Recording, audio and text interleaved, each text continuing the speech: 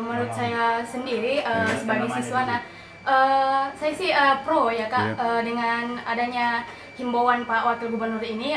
Bagaimana tidak, mungkin perlu sangat penting ditanamkan hal-hal yang seperti itu kepada generasi sekarang, karena bisa kita lihat mungkin tidak sedikit yang sudah SMA dan belum bisa atau belum lancar membaca Al-Quran. Jadi saya rasa ini sangat sangat bagus programnya untuk bagaimana cara meningkatkan tidak hanya prestasi di bidang akademik, tetapi bagaimana meningkatkan kualitas akhlak siswa-siswa Islam di Sulawesi Selatan ya pada khususnya.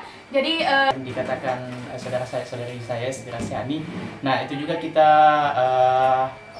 rasakan manfaatnya di setiap organisasi. Nah, adanya pengajian setelah sholat duhur, kan itu pengajian bukan hanya dilakukan pada saat kan kelas 3, tapi mulai kelas 10, 11 sampai kelas 12. Nah, itu juga kami rasakan pada saat kami di organisasi pramuka, apabila setelah sholat duhur kita melaksanakan pengajian, bukan hanya setiap melaksanakan kegiatan. Jadi sebelum himbauan ini ada, apakah SMA 2 Jenep Ponto atau SMA Tamalatia ini sudah melaksanakan agenda ini, yaitu mengaji setiap habis sholat duhur? Iya Kak, mulai kami kelas 10, kami telah melaksanakan kegiatan pengajian itu sampai kami kelas 12, dan manfaat itu kami rasakan. Jadi menurut kita dengan adanya himbauan ini tidak terbebani ya?